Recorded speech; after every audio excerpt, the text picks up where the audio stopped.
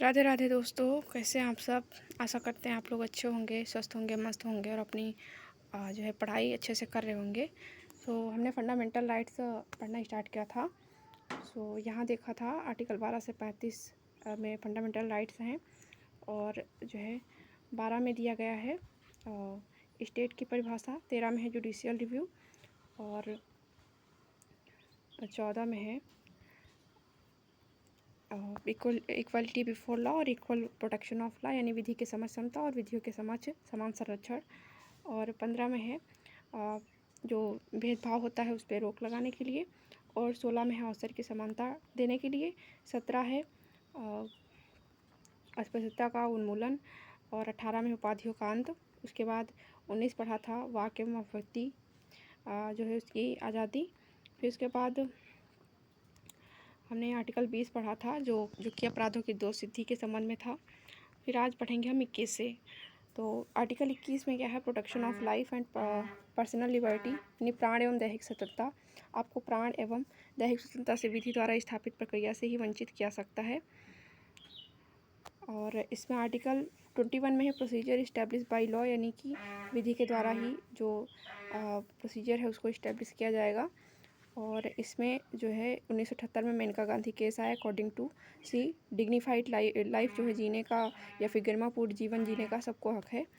और 1950 में आया था AK गोपालन केस और इसमें जीवन का अर्थ सिर्फ जीवित रहना ही बोला गया था।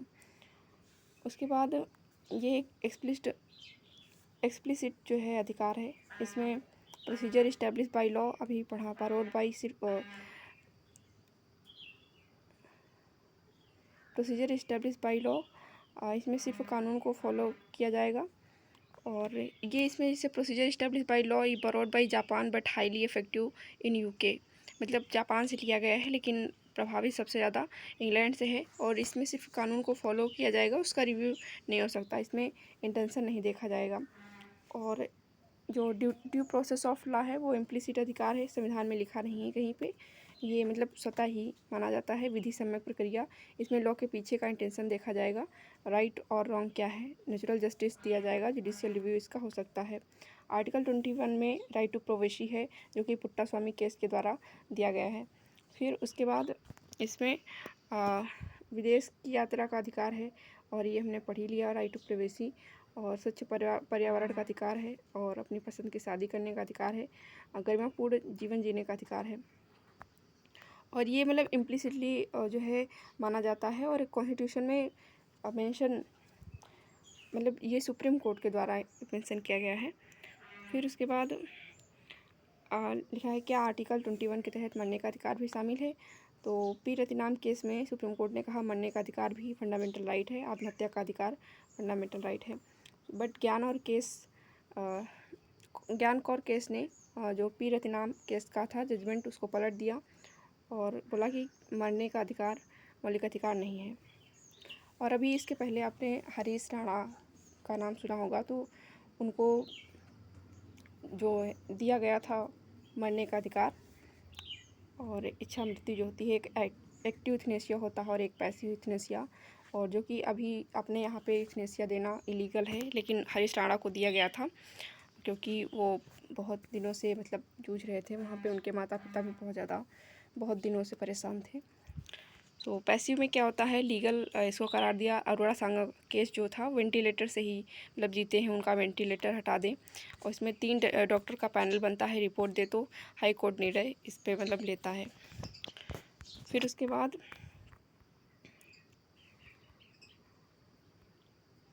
आर्टिकल 22 में है protection against arrest and detention, मतलब कुछ विशेष दशाओं में गिरफ्तारी के विरुद्ध संरक्षण। इसमें ये ऑर्डिनरी लॉ के तहत गिरफ्तारी होती है, प्रिवेंटिव लॉ के तहत गिरफ्तारी अपराध से रोकने के लिए। मतलब अगर कोई कार्य होने जा रहा है, अगर सरकार को आप पे शक है तो आपको पहले से मतलब वहाँ पे डिटेंशन लग जाता है। जैसे कि इलेक्शन से पहले मतलब कुछ लोगों को डिटेक्ट किया जाता है, उनको रोका जाता है ताकि कोई कहीं दंगा न हो। और अभी हमने देखा जैसे जो हमारा लेखपाल के लिए होने वाला था यहाँ पे इको गार्डन में धरना प्रदर्शन, तो हमारे शिक्षकों को भी डिटेक्ट कर लिया गया था, नहीं आने दिया गया था। तो ऐसी ही जो पहले से ही मतलब अगर उनको आशंका होती है तो वो एक जगह उनको रोक के रखते हैं। फिर देखेंगे 22 के आर्टिकल 1 का जो क्लॉज है, क्लॉज 1 है, उसमें ऑर्डरली ला सामान्य विधि सामान्य दंड विधि के अधीन गिरफ्तार होने पर ग्राउंड मतलब कारण बताना, वकील रखना है, 20 आवर्स में जो है मजिस्ट्रेट के सामने पेश करना पड़ता है। फिर 22 के 2 में है प्रिवेंटिव डिटेंशन। इसमें ग्राउंड कारण जाने का अधिकार है, पक्ष रखने का अधिकार है, गिरफ्तारी 3 माह से ज़्यादा का नहीं होगा, पार्लियामेंट 3 से ज़्यादा भी कर सकती है, मतलब अगर पार्लियामेंट चाहे तो 3 महीने से ज़्यादा हो जाएगी, और हाई कोर्ट की एडवाइजरी से बढ़ाया जा सकता है। और जो आर्टिकल 22 का तीसरा क्लॉज है उसमें शत्रु देश के नागरिक का संरक्षण नहीं है। और जो 22 के 6 और 7 क्लॉज है उसमें अपवाद है। फिर देखेंगे आर्टिकल 23 में क्या है, राइट अगेंस्ट एक्सप्लॉयटेशन मतलब शोषण के विरुद्ध अधिकार। तो 23 के क्लॉज 1 में है ह्यूमन ट्रैफिकिंग और बेगार और बालाश्रम देवी दासी प्रथा, और जो इसको प्रोहिबिट करने के लिए इसमें कानून बनाए गए हैं। और बाउंड लेबर एबोलिशन एक्ट 1976 में आया, यानी बंधुआ मजदूरी उन्मूलन अधिकार 1976 में। और इमोरल ह्यूमन ट्रैफिकिंग 1956 में आया, नैतिक दुर्व्यवहार निवारण अधिनियम। इसके बाद जो 23 का क्लॉज 2 है उसमें बोला गया state can make compulsory service for public purpose. इसमें मतलब इम्पोज किया गया है ये जेंडर के आधार पर डिस्क्रिमिनेशन मतलब भेदभाव पॉसिबल है यहाँ पे। उसके बाद देखेंगे आर्टिकल 24 में है provision of child labour in hazards place, मतलब जो कोई ख़तरनाक जगह है वहाँ पे अगर छोटे बच्चे काम कर रहे हैं, जैसे कारखाना, यही खान मतलब जो कोयला खदानें होती हैं, तो वहाँ से मतलब अगर बच्चों को काम कराया जा रहा है या कोई भी ख़तरनाक जगह है, मतलब जो 14 साल से कम के बच्चे हैं उनको वहाँ पे काम करने से रोका जाता है, कारखाना अधिनियम 1948 के द्वारा और खान अधिनियम 1952 के द्वारा। फिर 14 वर्ष से कम आयु के बच्चे हैं वो बाल मजदूरी हजार्डस प्लेस पर नहीं कर सकते, ये फंडामेंटल राइट उनको दिया गया है। कानून में 18 तक कुछ मजदूरी मतलब नहीं करा सकते, मतलब इसके अलावा भी है कि आप 18 साल तक जैसे कोई बच्चा है उसके पहले मजदूरी मतलब कराना उसको अलाउ नहीं है। लेकिन आप देखते होंगे कि जैसे सीरियल्स हैं या फिर मूवी वगैरह हैं तो उसमें छोटे बच्चे काम करते हैं, तो मनोरंजन या घरेलू व्यवसाय में राइट टू एजुकेशन को देखते हुए काम कराया जा सकता है, और ये 14 से 18 जो लीगल राइट है। फिर देखेंगे चौथा जो हमारा अधिकार दिया गया था धार्मिक स्वतंत्रता का अधिकार, ये 25 से 28 में दिए गए हैं। 25 में है फ्रीडम ऑफ कंसाइंस यानी अंतःकरण की स्वतंत्रता, मतलब अगर आप किसी भी देवी देवता ईश्वर को मानते हैं तो आपको मानने की आज़ादी है, कुछ किसी को भी आप मान सकते हैं। और फ्रीडम ऑफ प्रोफेशन, ये धर्म को मानने का अधिकार है। फ्रीडम ऑफ प्रैक्टिस मतलब धर्म के अनुसार आचरण, यज्ञ, हवन आप कुछ भी करा सकते हैं। और फ्रीडम ऑफ प्रोपोगेशन यानी प्रेरित प्रचार प्रसार करना, ये भी आप कर सकते हैं। उसके बाद व्याख्या में क्या दिया गया है, जैसे कि सिख लोग हैं उसमें उनको मतलब कपाट रखने का अधिकार है, ये मतलब उल्लंघन में नहीं माना जाएगा। जैसे हिंदू, जैन, बौद्ध, सिख हैं, ये तीनों हिंदू कैटेगरी में आएंगे। और आर्टिकल 25 देखेंगे, ये मतलब एब्सोल्यूट नहीं है, आत्यांतिक नहीं है, इस पर रीजनेबल रिस्ट्रिक्शन लगाए जा सकते हैं। लोक व्यवस्था अगर भंग हो रही है या हेल्थ या मोरालिटी के आधार पर या फिर अदर कोई प्रोविज़न है तो। फंडामेंटल राइट से संबंधित अन्य अधिकार यदि आर्टिकल 25 से प्रभावित हो रहे हैं तो रेस्ट्रिक्ट कर सकते हैं, मतलब आप धर्म के नाम पे कुछ कर रहे हैं उससे दूसरे जो राइट्स हमको मिले हैं उन पे कोई आँच आ रही है, जिसे तो ये आर्टिकल जो है 25 इसको रेस्ट्रिक्ट कर दिया जाएगा। और ये अगर 14 या 21 पर कोई इफेक्ट करे तो ज़रूर ही इसको रेस्ट्रिक्ट किया जाएगा। फिर देखेंगे article 26 freedom to manage religious affairs, मतलब यहाँ पे धार्मिक मामलों का प्रबंधन है और धार्मिक समुदाय या समूह, और इसमें धार्मिक कार्यों के लिए स्वतंत्रता या संगठन, मतलब आप संगठन बना सकते हैं धार्मिक कार्यों के लिए और धार्मिक मामलों का प्रबंधन कर सकते हैं, धर्म के कृत्य के लिए संपत्ति का अर्जन कर सकते हैं, मतलब कहीं से कुछ करने जा रहे हैं आप धर्म के नाम पर तो संपत्ति का अर्जन कर सकते हैं। उसके बाद आया SP मित्तल केस, उसमें रिलीजियस कम्युनिटी के बारे में बोला गया। Freedom to manage religious affair, मतलब आप धार्मिक प्रबंधों को मैनेज कर सकते हैं। अनिवार्य पक्ष, सार्वजनिक पक्ष में इसमें राज्य हस्तक्षेप कर सकता है, मतलब अगर कर रहे हैं आप तो राज्य इसमें हस्तक्षेप कर सकता है। और आर्टिकल 26 पर reasonable restriction on the basis of public order, मतलब लोक व्यवस्था पे अगर कोई दिक्कत आ रही है, मोरलिटी पर आ रही है या हेल्थ पर आ रही, तो फिर आर्टिकल 26 में जो हमारा धार्मिक अधिकार है उसको जो है रेस्ट्रिक्ट किया जा सकता है। फिर आर्टिकल 27 में देखेंगे है freedom as to payment of taxes for promotion of a religion, यानी किसी विशिष्ट धर्म की अभिवृद्धि के लिए करों के समुदाय से स्वतंत्रता। राज्य किसी भी व्यक्ति को ऐसे टैक्स देने के लिए बाइंड नहीं कर सकता जो किसी पर्टिकुलर रिलीजन की उन्नति के लिए खर्चा किया जाए। मतलब अगर किसी को देना है तो दे, नहीं देना है तो ना दे, मतलब आप किसी को मजबूर नहीं कर सकते हैं कि हम इस पर्टिकुलर रिलीजन का मतलब प्रचार प्रसार करना चाह रहे हैं तो आप हमको मतलब आर्थिक सहायता करें या कुछ भी करें, तो इसके लिए आप बाउंड नहीं हैं कि आप दे ही, आपको मन हो तो दे सकते हैं, नहीं मन तो ना दें। फिर आया राज्य कोई ऐसा टैक्स नहीं लगाएगा जिसका उपयोग किसी विशेष धर्म के पोषण के लिए हो, तो इसमें मतलब टैक्स को जो है प्रोहिबिट किया गया। फिर देख सकते हैं आप। फिर आर्टिकल 28 आया, इसमें बोला freedom from attending religious instruction, मतलब कुछ शिक्षण स्थानों में उपस्थित होने की स्वतंत्रता। धार्मिक कार्यक्रम में क्या राज्य धार्मिक शिक्षा दे सकता है? तो राज्य के द्वारा पूर्णतः पोषित 100%, लेकिन इसका इस्टेब्लिशमेंट मतलब किसी ट्रस्ट द्वारा हुआ हो। आप एजुकेशनल इंस्टीट्यूट बना सकते हैं। और रिलीजियस एजुकेशन संभव है या नहीं, तो मतलब राज्य के द्वारा अगर पोषित है तो नहीं, और लेकिन इसका इस्टेब्लिशमेंट किसी ट्रस्ट द्वारा हुआ तो यस। फिर राज्य के द्वारा मान्यता प्राप्त जो एफिलेटेड होते हैं उसमें बाध्य नहीं कर सकते हैं। फिर देखेंगे कल्चरल एवं एजुकेशनल राइट, जो शिक्षा एवं संस्कृति संबंधी अधिकार है 29 से 30 आर्टिकल के बीच में है। और इसमें देखेंगे आर्टिकल 29 में क्या है, protection of interest of minorities, यानी जो भाषा, लिपि, संस्कृति, मतलब जो भी हमारे अल्पसंख्यक लोग हैं, भाषा के आधार पर, लिपि के आधार पर, संस्कृति के आधार पर, और इनको मतलब कोई भेदभाव नहीं करेगा। और 29 के क्लॉज 2 में है no discrimination on the basis of race, religion, caste, language, मतलब इसमें 4 चीज़ें दी गई हैं। मतलब 15 में 5 ग्राउंड थे और 16 में 7 थे, जिसमें 15 में जोड़े गए थे race, caste, sex, religion, place of birth. और 17वें में जोड़ा गया था एक रेसिडेंस के आधार पर और डिसेंट मतलब वंश के आधार पर।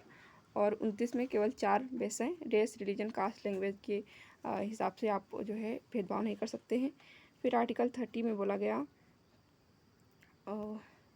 Right of minorities to establish and administer educational institute, मतलब जो शैक्षिक संस्थान हैं वो अल्पसंख्यकों के लिए जो है इस्टेब्लिश कर सकते हैं, उनका अधिकार है। माइनॉरिटी कहीं मेंशन नहीं है, मतलब अगर अब पूछा जाए कहीं कि जो अल्पसंख्यक क्या है, इसके बारे में कहीं हमारे संविधान में कुछ लिखा है या नहीं, तो ये कहीं मेंशन नहीं है, डेफिनेशन जो है संविधान में नहीं है।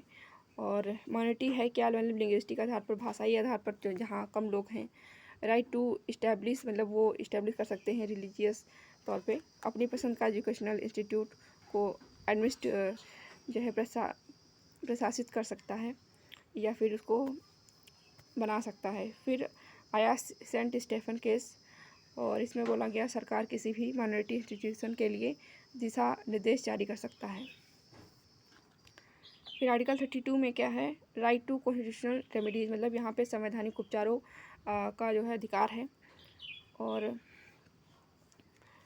आर्टिकल 32 में जो फंडामेंटल के वायलेशन के मामले में डायरेक्ट सुप्रीम कोर्ट जाने का अधिकार है वाया आर्टिकल 32, और हाई कोर्ट में आप जा सकते हैं 226 से, मतलब 226 से आप हाई कोर्ट में रेमेडी पाने के लिए जा सकते हैं, और आर्टिकल 32 से आप सुप्रीम कोर्ट में रिट दायर कर सकते हैं। और ये जो व्यवस्था है इंग्लैंड से ली गई है, और इसमें रेमेडी पाने के लिए 5 जो इसमें चीज़ें दी गई हैं, हैबियस कॉर्पस और मैंडेमस, मतलब पहले बंदी प्रत्यक्षीकरण to have the body mandamus, परमादेश यानी वी कमांड, यहाँ पे आदेश देना होता है। प्रोहिबिशन उत्प्रेषण टू बी सर्टिफाइड, और सर्चुररी प्रसेज टू प्रोहिबिट, और उसके बाद एक है क्वारंटो अधिकार बचाओ, व्हाट इज़ योर अथॉरिटी, इसमें पूछा जाएगा। और संसद अगर चाहे तो किसी अन्य न्यायालय को भी ये अधिकार दे सकता है।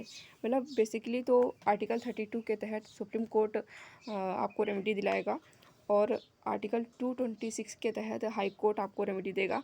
लेकिन अगर संसद चाहे तो किसी अन्य न्यायालय को भी ये अधिकार दे सकता है, वो जो रेमेडी प्रदान कर सके। फिर देखेंगे हैबियस कॉर्पस में है क्या। तो habeas corpus to have the body of, रिहा करने के लिए जारी, और स्टेट एंड इंडिविजुअल दोनों के अगेंस्ट है ये, और प्राइवेट और पब्लिक अथॉरिटी के लिए। मैंडेमस क्या है, वी कमांड, हम आदेश देते हैं। This is use to order the public official, और जब ये अपनी ड्यूटी को परफॉर्म करने में फेल हो जाए, मतलब अगर किसी अधिकारी को कुछ बोला गया करने के लिए और वो काम ना कर रहा हो, तो उससे जो सीनियर है वो मतलब वो कमांड देगा, तो उसको बोलते हैं मैंडेमस। तो उसमें बोला जाएगा वी कमांड। तो ये पद्धति जो है वो मैंडेमस कहलाती है, जिसमें वो याद दिलाता है कि आपको कौन सी ड्यूटी करनी थी। और अपवाद स्वरूप है इसमें गवर्नर और प्रेसिडेंट कैन नॉट इशूज़ और मैंडेमस अगेंस्ट, इनके खिलाफ जो है मैंडेमस नहीं लाया जा सकता है कि आप बार बार उनको ध्यान दिलाएं कि क्या करना है। It is used for public authority, inferior justice, private individual and, मतलब यहाँ पे पब्लिक अथॉरिटी के लिए आप कर सकते हैं, इन्फीरियर जस्टिस के लिए कर सकते हैं, लेकिन प्राइवेट इंडिविजुअल के लिए नहीं है, और प्रेसिडेंट के लिए, गवर्नर के लिए नहीं है, और हाई कोर्ट के जो चीफ जस्टिस हैं उसके लिए नहीं है, और एडमिनिस्ट्रेटिव एक्टिंग के लिए है। ठीक है, फिर देखते हैं लोकस स्टेंडाई क्या है। ये पहले होता था, अभी नहीं है। इस सिद्धांत में व्यक्ति जो प्रभावित है वो कोर्ट जाकर क्लेम कर सकता है। अब एसपी गुप्ता केस में बोला गया कोई भी वकील, कोई भी व्यक्ति किसी अन्य के अधिकार के लिए जा सकता है, मतलब किसी को कोई दिक्कत है तो कोई अन्य व्यक्ति भी उसके लिए जा सकता है, किसी और के लिए मतलब। और फिर देखेंगे प्रोहिबिशन या प्रतिषेध क्या है। तो ये कार्यवाही के दौरान होता है टू प्रोहिबिट, मतलब रोकने के लिए। यदि कोई भी इन्फीरियर कोर्ट अपने न्याय क्षेत्र से बाहर जाए तो सुप्रीम कोर्ट रिट जारी करेगा, रुको रुको, मतलब अगर कोई छोटा जो इन्फीरियर कोर्ट है, अगर वो अपने दायरे से जाकर बाहर कोई निर्णय दे रहा है तो सुप्रीम कोर्ट उसको रिट जारी करेगा और बोलेगा यहाँ पे थम जाओ, मतलब ये आपके अंडर नहीं है, और सुप्रीम कोर्ट ही इस पर न्याय लेगा। इसमें बोला जाएगा ये जुडिशियल बॉडी जो है या हाफ जुडिशियल बॉडी या अधिकारी जो ट्रिब्यूनल हैं के खिलाफ जारी कर सकते हैं, और पर लेजिस्लेचर, एग्जीक्यूटिव, प्राइवेट इंस्टीट्यूशन के खिलाफ नहीं जारी कर सकते हैं। जो प्रोहिबिशन या प्रतिषेध है ये सिर्फ judicial body, half judicial body और अब ट्रिब्यूनल के खिलाफ ही जारी कर सकते हैं, और जो हमारी विधायिका, कार्यपालिका है, प्राइवेट इंस्टीट्यूशन है, उनके खिलाफ नहीं जारी कर सकते हैं। फिर चौथा जो है उपचार, इसमें है सर्सरी यानी उत्प्रेषण टू बी सर्टिफाइड, किसी विषय पर सुनवाई करके न्यायालय ने फैसला सुना दिया अपने अधिकार क्षेत्र से बाहर जाकर, तो कोर्ट निर्णय को शून्य कर देगा और उसको पलटेगा। मतलब कोई जो न्यायालय है वो अगर अपने क्षेत्र से बाहर जाकर कोई फैसला सुना रहा है तो उस निर्णय को जो है शून्य मानेगा सुप्रीम कोर्ट और इसको पलट देगा। कार्यवाही समाप्त होने के बाद जारी होगा ये। फिर पांचवा है उपचार को वारंटो, मतलब व्हाट इज अथॉरिटी, किसी प्राधिकारी के विरुद्ध गलत आधार पर पद धारण किया है। Trying to protect the post, मतलब आपके पास आपने कोई एग्ज़ाम नहीं क्वालिफाई किया और आप पहुंच गए लावासना या फिर उपाम पहुंच गए या फिर किसी और इंस्टीट्यूशन में पहुंच गए जो कि आपके अंडर में नहीं है, आपने उसको पास नहीं किया फिर भी। फिर देखेंगे आर्टिकल 33 और 34 में। तो 34 में क्या है, 33 में क्या है, कुछ संस्था संगठन को फंडामेंटल राइट से वंचित कर सकता है।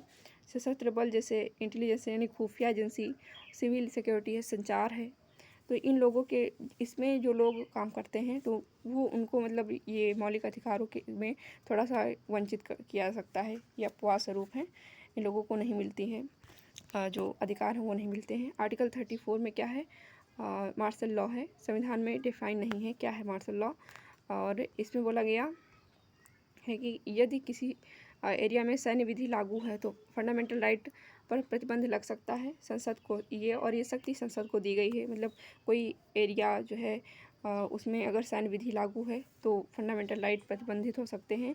सैन्य कानून जैसे स्थितियाँ सिर्फ दिखाई देती हैं। और अफस्पा आपने नाम सुना होगा, जिसे सिक्किम है या फिर हमारे जो नॉर्थ वाले इधर स्टेट हैं, नॉर्थ ईस्ट स्टेट हैं, तो वहाँ पे अफस्पा लगता रहता है। और अगर यहाँ पे किसी पर शक होता है तो फिर उसको मतलब दंडित कर सकते हैं जो हमारे सेना के लोग होते हैं। फिर देखते हैं आर्टिकल 35 में क्या है। आर्टिकल 35 में लिखा गया है फंडामेंटल राइट के संदर्भ में लॉ बनाने की शक्ति केवल संसद को है, मीन्स स्टेट लेजिस्लेचर को नहीं है। और मतलब 35 में बोला गया है कि अगर फंडामेंटल से रिलेटेड कोई विधि बनाई जा सकती है तो संसद ही उसको बनाएगा, और जो राज्य का जो विधानसभा है वो नहीं बना सकती है।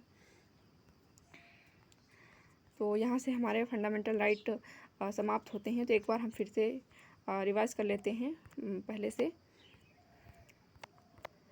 तो सबसे पहले हम यहाँ से शुरू करते हैं।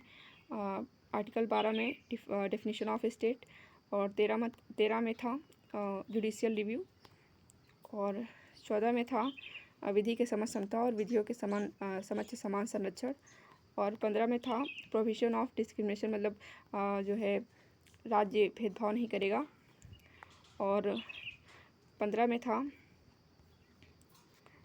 15 हो गया है 16 में था equality of opportunity in public employment, मतलब अवसर की समानता, और 17 में है